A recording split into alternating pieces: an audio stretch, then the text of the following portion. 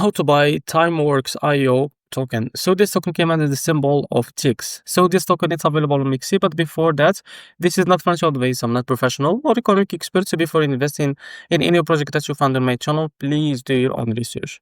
Now, before going on by this token, make sure to check the TIX account and keep following the updates about this token.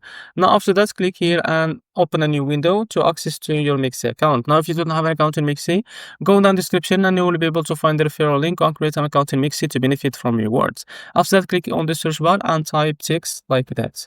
Now select the pair that have USDT. So after that, wait a few seconds to load this page.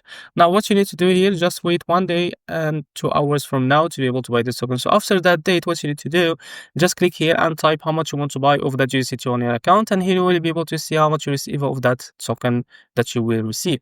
And after that, click here on buy TIX, and in about a few seconds to a few minutes, you will be able to receive your token on your account. So this is easy and simple, and this is how to buy TIX token. If you found this video helpful, please like and subscribe. See you next video.